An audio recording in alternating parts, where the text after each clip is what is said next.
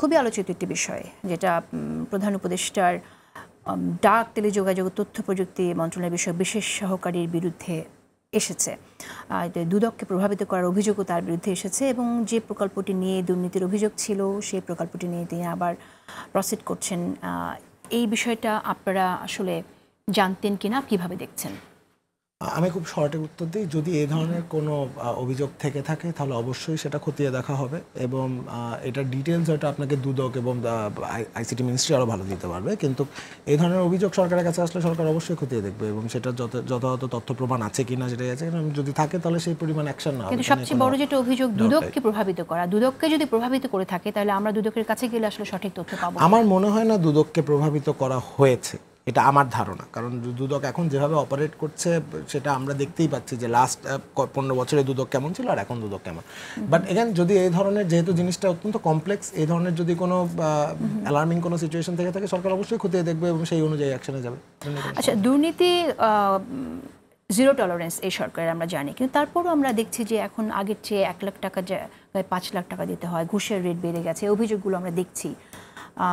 সরকার আসলে কতটুকু মনিটর করছে যে দুর্নীতি রোধ করা গেল কিনা?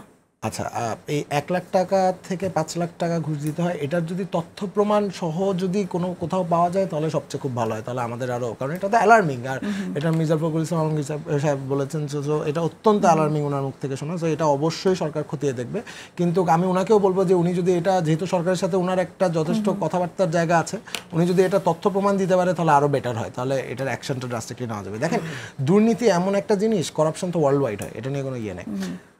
অন্তর্বর্তীকালীন সরকারের সাথে কি হয়েছে, উপরের যে লেভেলে টাকা দিতে হতো সেই টাকাটা দেওয়া হয় না, কিন্তু দুর্নীতির একটা কালচার তো আছে, সেটা আমরা যত নিচে নামতে থাকি তত নিচে কিন্তু এই দুর্নীতি হয়ে যায়, যেটা মানে যেভাবে বিএনপি তৃণমূল কন্ট্রোল করতে পারে না, যে ধরনের একটা কথা বাজারে শোনা যায় বা এনসিপির নামে শোনা যায়। আমার কথা হচ্ছে এটা কিন্তু একটা কালচারাল ব্যাপার, যেটা সংস্কার ব্যাপার, কিন্তু যেগুলো সরকারের প্রকল্পে সেগুলোতে দুর্নীতি হচ্ছে না, সেটা তো যে প্রকল্পটা যখন যেমন আমি একটি প্রকল্পের কথা আপনি বলি 36 জুলাই নামে যে আবাসন প্রকল্প, সেখানে তো দুর্নীতির এবং সেটা আজকেই কিন্তু একনেকে এটা বাতিল করা হয়েছে। গেল কেন একনেক পর্যন্ত এরকম একটা প্রকল্প গেল কেন? যেটা বিরুদ্ধে আপনার যখন এই জিনিসগুলো কখনো, এটা তো বটম আপ হয়। আমার কথা হচ্ছে বটমের এই কালচারটা তো আপনি এখনো পর্যন্ত 1 বছরের মধ্যে এটা সারতে পারবেন না, এবং এটা তো আমাদের মানে লাস্ট 71 পরবর্তী বাংলাদেশের সংস্কৃতি যদি দেখেন, এটা তো দুর্নীতি তো লাস্ট 15 বছরের কথা না, শুধু দুর্নীতি তো 50 বছরের কথা। আমার কথা হচ্ছে এটা আপনি ডিএনএ থেকে বের করবেন কেন, সেই আলাপটা আমি বরং বলতে চাই যে এখন করা উচিত।